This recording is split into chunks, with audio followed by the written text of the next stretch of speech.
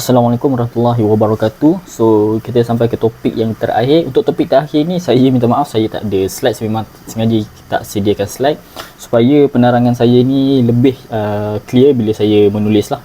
Right, so topik yang terakhir ni saya nak fokuskan lebih kepada macam mana kita nak apa strategi yang kita nak pakai bila kita setting Facebook Ads.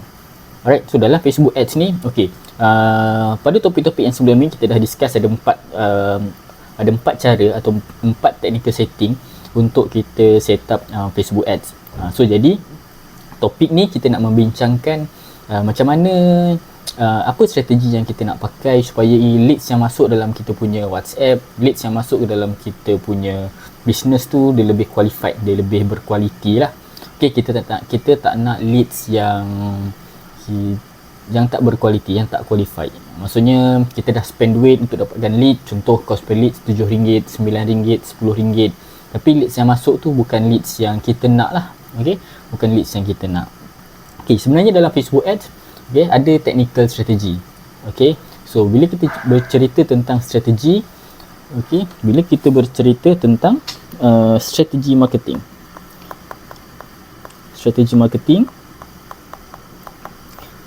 tuan-tuan kena faham ada dua faktor yang menyumbang kepada kempen iklan yang berjaya.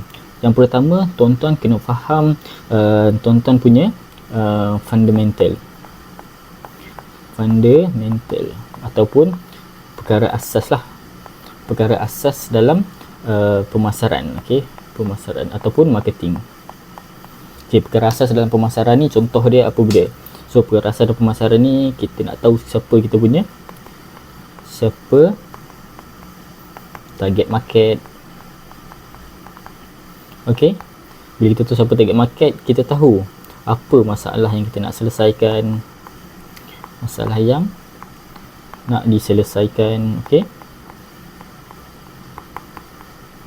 Okey, seterusnya bila kita tahu masalah apa yang nak diselesaikan, kita kena ramak pula dengan kita punya offer, dan kita nak kena tahu apa message. Okey, kita nak kena tahu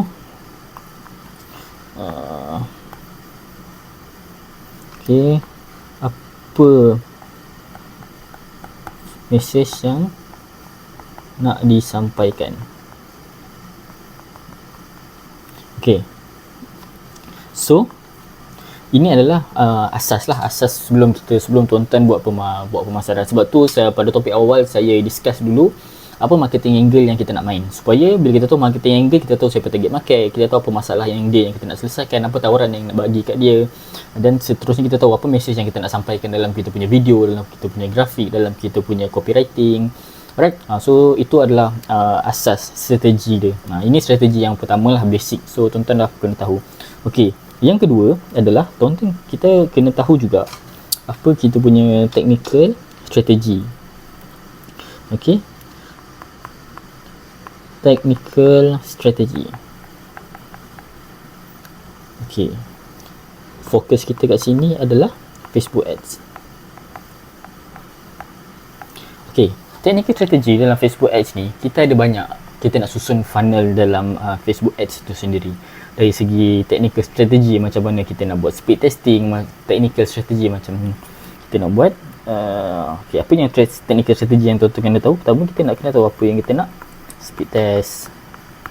Alright, kita kena tahu kita punya funnel. Alright, so macam mana kita nak scale up. Scale up ni ada dua, kita ada vertical scale up, kita ada horizontal scale up.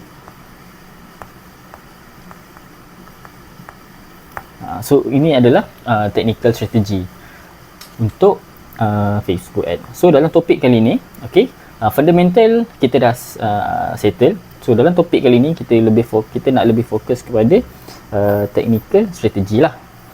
So supaya tuan-tuan tahu, bila tuan-tuan masuk dalam Facebook Ads, tuan-tuan tahulah apa yang macam mana kita nak set up iklan bila kita dah masuk dalam Facebook Ads. So sebelum tuan-tuan sampai ke topik ni, saya assume tuan-tuan semua masing-masing dah clear. Okey, dah faham apa yang tuan-tuan apa mesej yang tuan-tuan nak siapkan, apa copywriting yang tuan nak gunakan, okey, apa video marketing yang tuan nak gunakan. Alright, so So kita akan discuss technical strategi. So bila kita buat Facebook ads, okay, bila kita buat Facebook ads,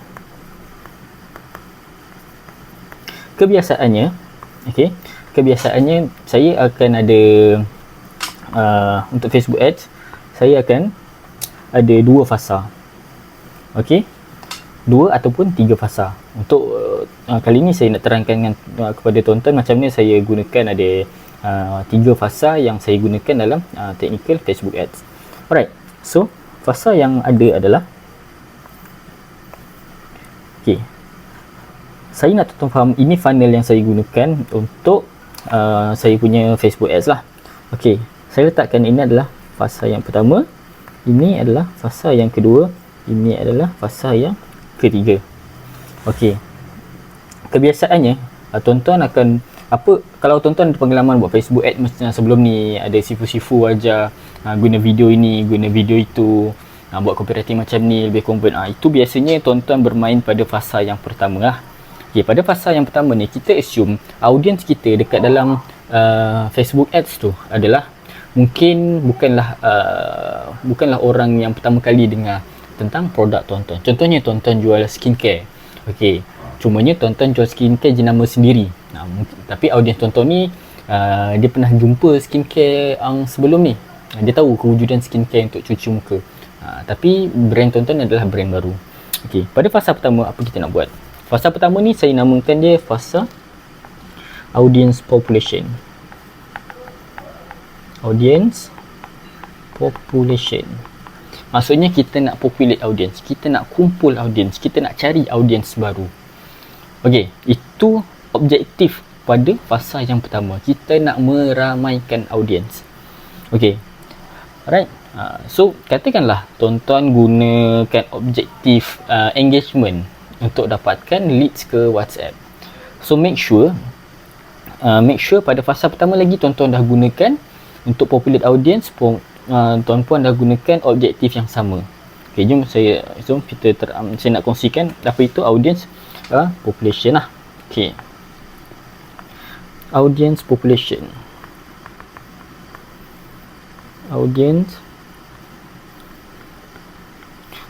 Tujuan audience population ni yang pertama adalah kita nak kumpul audience.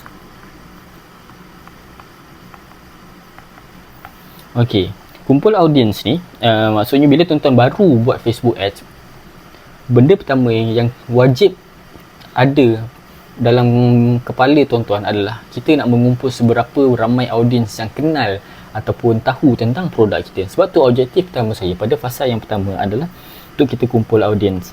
Itu je kita punya target.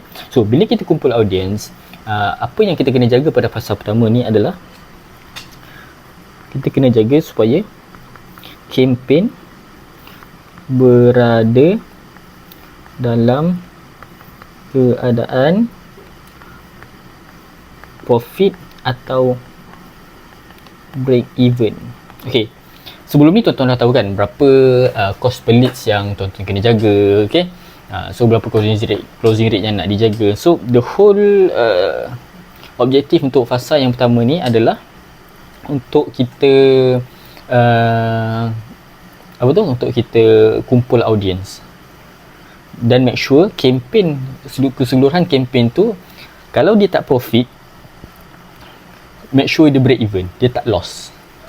Okay, make sure dia tak rugi lah.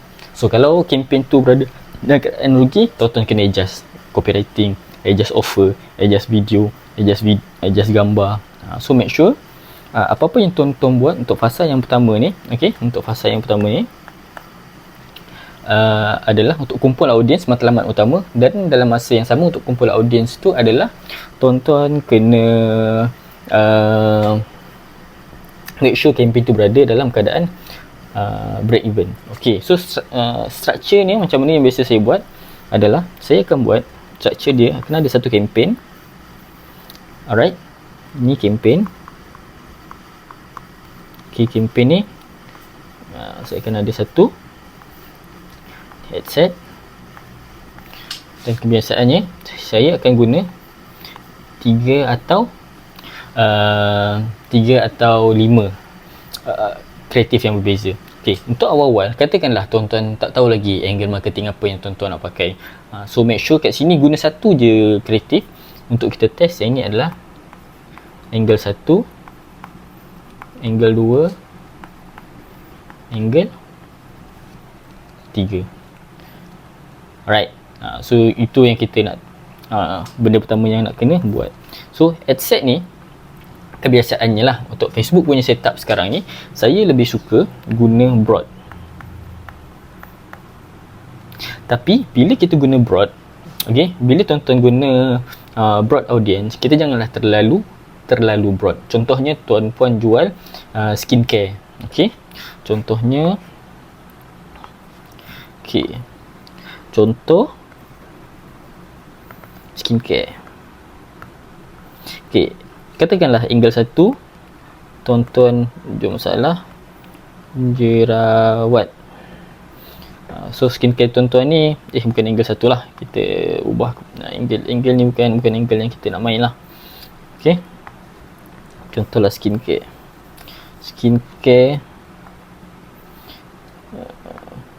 tuan-tuan ni dia selesaikan masalah jerawat. Okay, angle jerawat ni apa tuan-tuan? Angle yang pertama adalah orang malu dengan kawan-kawan. Okay, angle kedua, kita deliver message untuk orang yang kurang rasa confident. Okay, mungkin angle ketiga adalah malu dengan pasangan.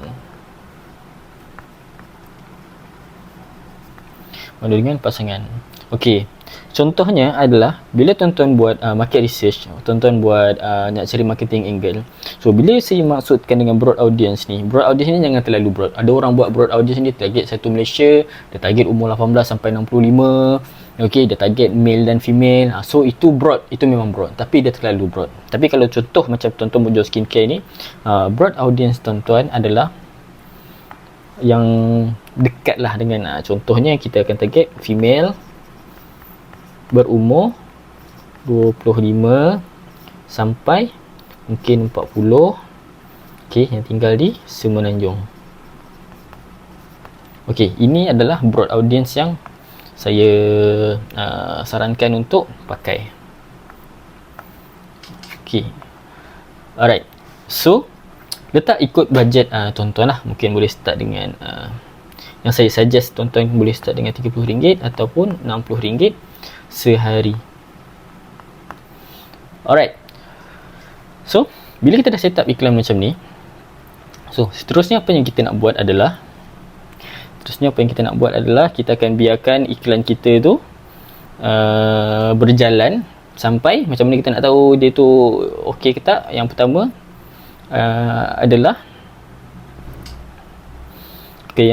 adalah kita nak kena tahu macam mana nak decide iklan okey atau tak okey. Okey, macam mana kita nak tahu iklan ni okey ke tak okey? Yang pertama, okey,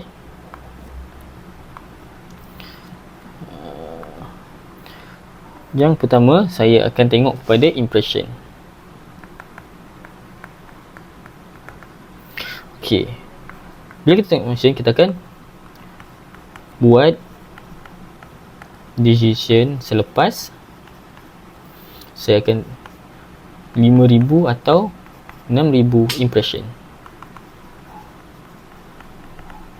Okey, kenapa saya buat macam ni? Biasanya orang akan tanya saya, macam ni kita nak tahu iklan ni okey ke tak okey? Saya tanya dia, bila dia run? Oh, baru pagi tadi. Okey, petang tu dia dah tanya iklan okey tak okey. Okey, maksudnya iklan tu dia baru lagi. So bila iklan ni baru lagi, belum cukup ramai orang untuk kita buat decision yang nak bagi tahu iklan kita ni okey ke tak. So maksudnya kat sini adalah kita tak cukup spesimen untuk kita decide iklan kita tu okey ke tak. Alright, so macam mana kita nak tahu? So lepas 5k impression baru kita tengok okey, cost per leads dah berapa. Okey, kalau lepas 5k 6k cost per leads tu dia dah tinggi daripada kita apa yang kita kira yang menggunakan profit calculator tadi. Contoh kita target RM9, okey, cost per leads dah naik sampai RM13, RM15. Okey, something wrong somewhere. Kat situ kita dah boleh tutup ah. Kita tutup iklan yang tak okey. Okey, katakanlah kita dah buat iklan beberapa hari, iklan dah berjalan. Okey, kita tengok rupanya angle satu ni kita dapat cost per lead RM7. Ini RM9, ini kita dapat RM15.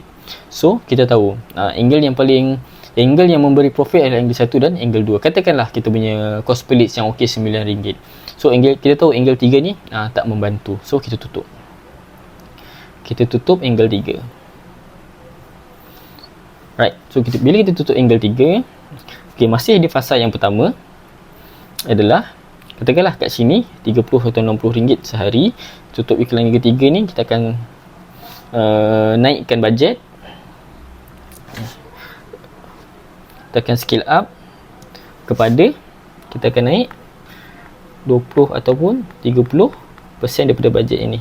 Contoh mungkin hari pertama kita naik RM30. So bila kita nak scale up, kita boleh naikkan jadi RM45. RM RM45 sehari lah. RM45 sehari. Alright.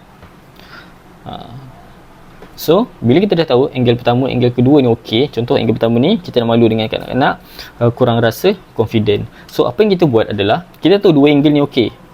Okey. Step kedua adalah kita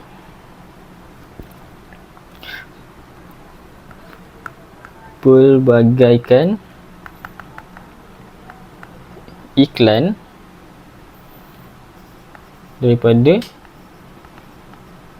winning angle. So maksudnya daripada angle satu dengan angle kedua tadi kita buat lagi banyak video, lagi banyak copywriting, lagi banyak gambar yang related dengan winning angle yang kita nak dapatkan tadi.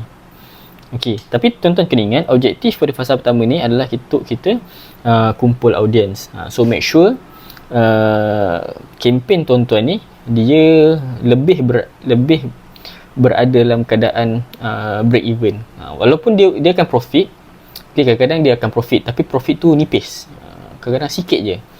So tapi kita jalan je, kita scale up je. Yang penting kat sini adalah pada fasa yang pertama kita nak kumpul audience. So ni audience population pada fasa yang pertama lah. Right. Okay. Seterusnya pada fasa yang kedua dia lebih kepada kita nak nurture audience. Okay, pada fasa yang pertama ni iklan-iklan jenis macam mana yang okey. So di fasa pertama ni saya lebih suka kita menggunakan iklan selling. Kita hook pada problem. Kita hook pada problem ataupun kita menggunakan testimoni. Okey, guna je mana-mana. So fasa yang kedua kita panggil audience nurturing. Okey, untuk fasa audience nurturing ni, okey,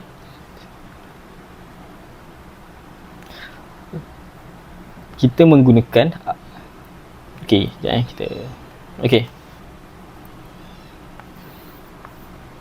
fasa yang kedua audience nurturing. Kita nurture ni maksudnya ataupun kita panggil kita educate ataupun kita panaskan. Okey, yang pertama pada fasa yang kedua ni kita kena menggunakan custom audience. Pertama gunakan custom audience daripada iklan fasa pertama. Okey, pada iklan fasa pertama, okey, bila kita kat sini iklan kita ni, okey, iklan kita ni bila kita dah running, kita boleh keluarkan beberapa jenis audience lah. Alright, so antara audience yang ada pada fasa yang pertama ni adalah kita boleh keluarkan audience. Apa audience saya yang kita ada? Yang pertama, kalau kita menggunakan video, kita ada audience video, kita keluarkan orang yang tengok video. Video view.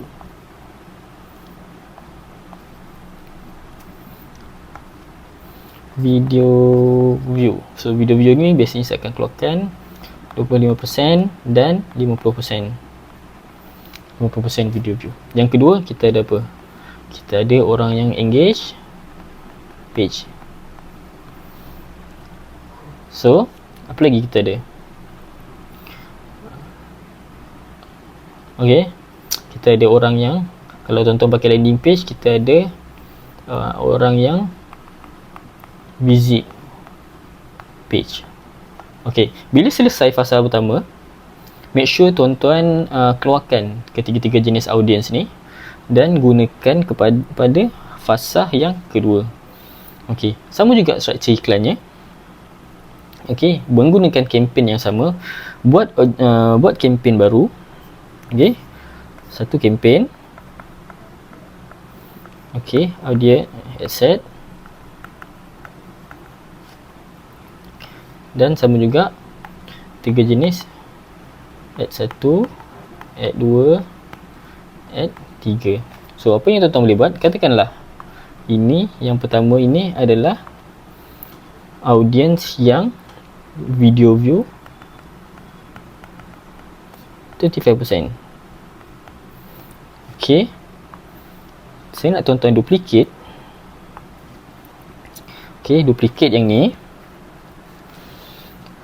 kepada yang sama. Okay, ni ad set yang kedua, set 1, ad set 2. Okay, ad set 3. Ikut berapa banyak custom audience yang tuan-tuan ada lah. Okay, katakanlah ni ad set 4. Semua menggunakan kreatif yang sama. Yang ni ad 1, ad 2, ad 3. Ni pun ad 1, ad 2 dan ad yang ketiga. Sama juga dengan ni, ad 2, ad 3. So bezanya adalah tuan-tuan cari daripada audience yang pertama tadi, kita nak tengok audience yang mana yang lebih converting lah. So yang ni video view 50%. Yang ni kita ada page engage. Ni ada page engage. Yang ni ada page visit. Ni landing page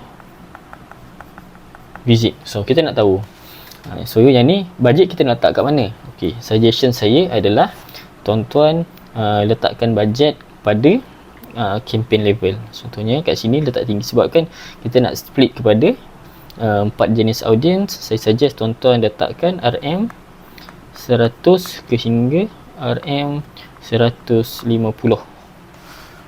Sebab kita dah tahu audience ni dia most likely dia lebih berkualiti daripada audience yang fasa pertama. Okay, so kita letak budget pada kempen, bahagian kempen, supaya biar adset Facebook sendiri yang dalam kalangan adset ni mana yang lebih winning. Okay, dan make sure, saya lupa nak highlightkan, jenis audience ni kita buat untuk audience 30 hari. So dekat sini maksudnya adalah orang yang video view 30 hari ke belakang, orang yang engage page 30 hari ke belakang, dan orang yang visit page 30 hari, landing page visit 30 hari ke belakang. Alright, so kebiasaannya apa yang akan berlaku adalah, katakanlah overall campaign pada fasa 1 ni, okay, overall saya ambil kata overall cost per lead pada fasa 1 dia akan jadi RM9. Kebiasaannya overall cost per leads pada fasa kedua ni dia akan drop, atau mungkin RM5 ke RM7. Sebab audience pada fasa pertama ni adalah audience baru. Dia baru dia baru pertama kali kita tahu tentang produk, dia baru pertama kali tahu kewujudan produk kita. Okey, so pada fasa yang kedua ni kita panggil sesi retargeting. Ni saya panggil retargeting fasa 1. Retargeting fasa 1. Okey. Alright. So bila kita dah sama juga macam ni, kita nak buat decision adalah selepas 5,000 ataupun 6,000 impression.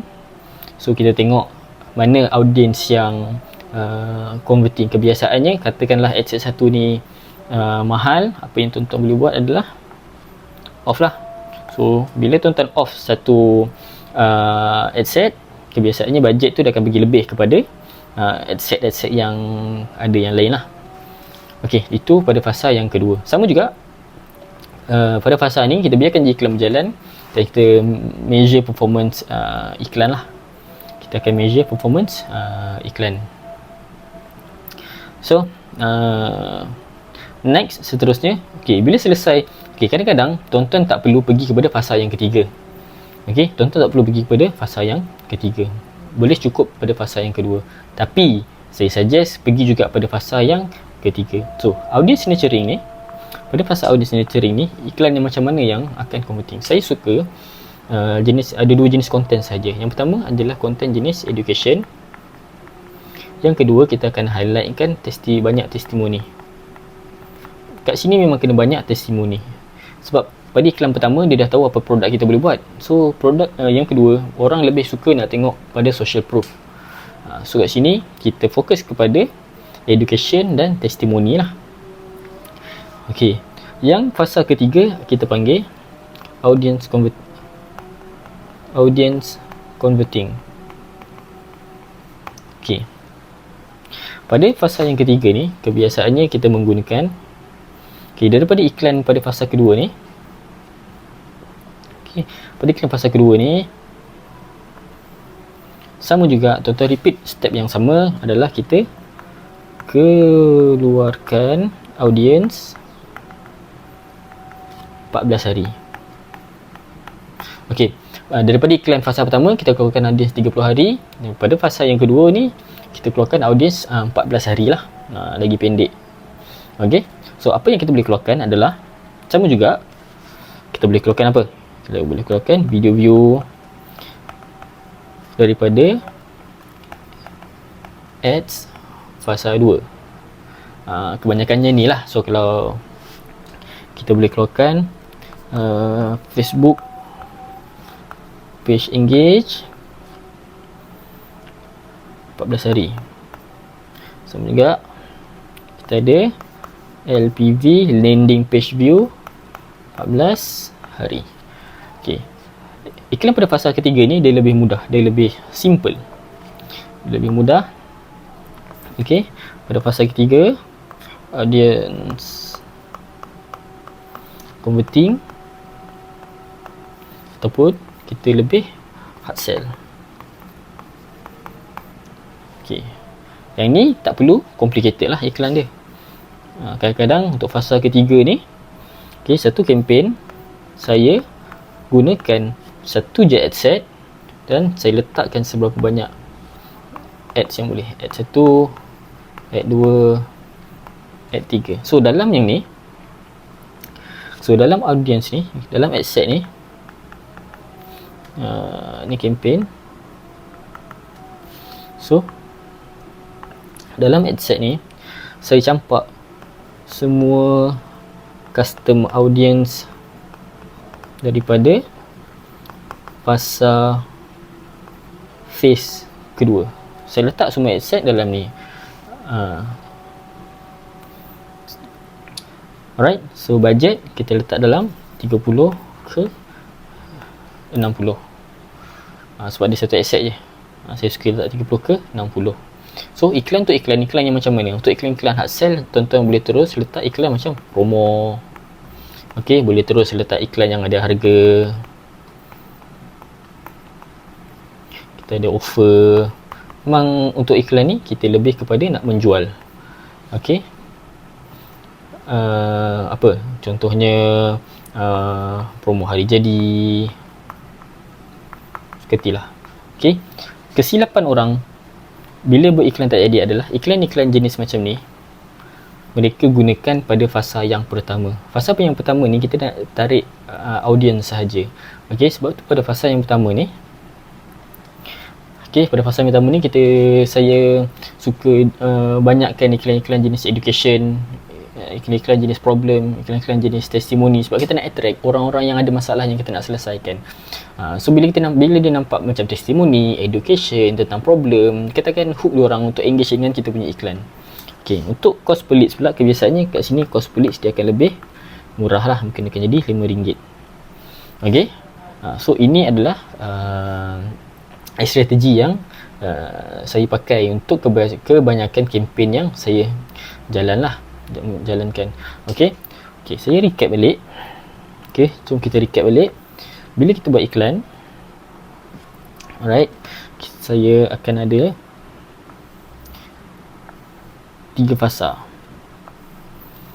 Ni phase 1, ni phase 2, ni phase 3.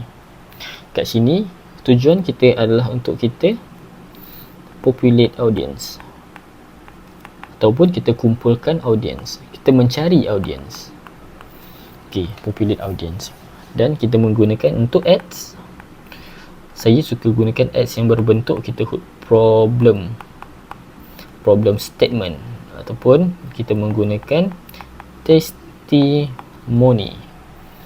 Okey, sebab apa dua iklan ni okey?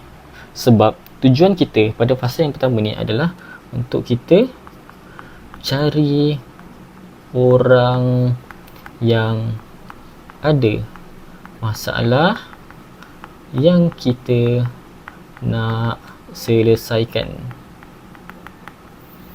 Okey, so kat sini kita panggil, so kebiasaannya cost per leads kat sini dia akan jadi agak tinggi, mungkin akan jadi RM10, okey, atau mungkin RM9. So kita tak habis kat situ. Okey, kita tak habis kat situ, dan kita retarget pada fasa yang kedua, yang kat sini kita panggil proses kita nurture audience,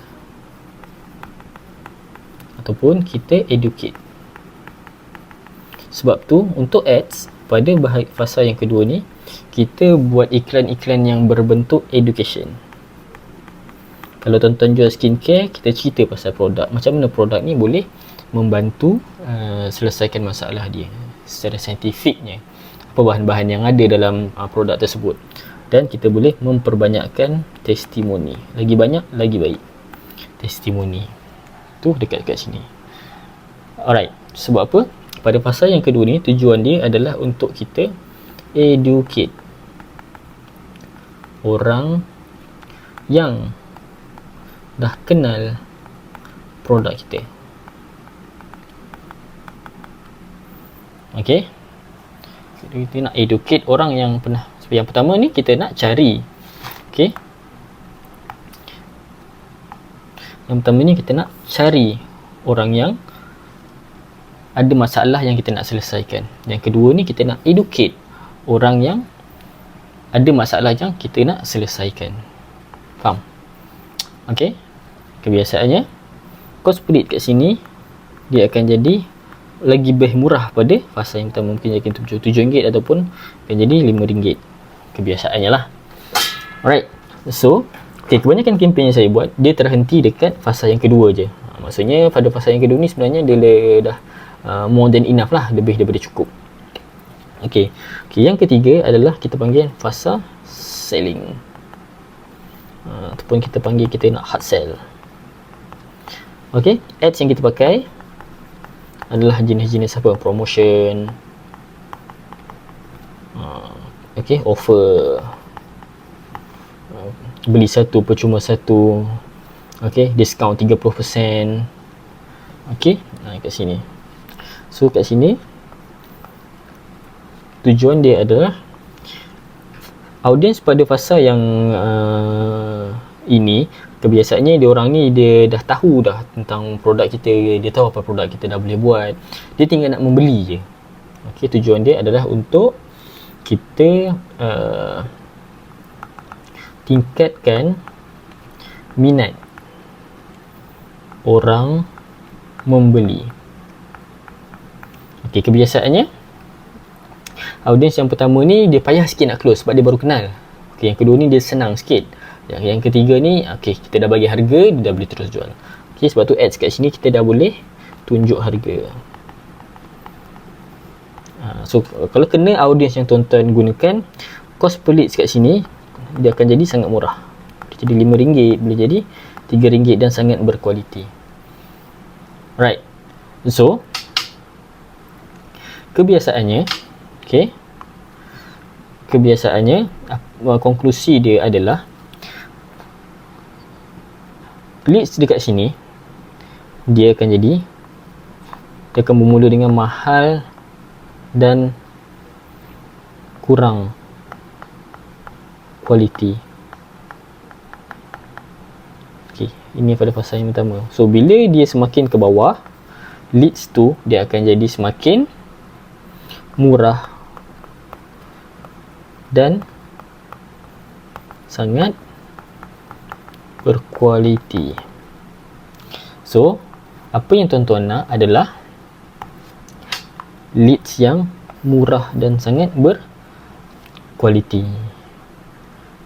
Right. So ini adalah teknik yang saya gunakan untuk kebanyakan kempen yang saya jalankan lah.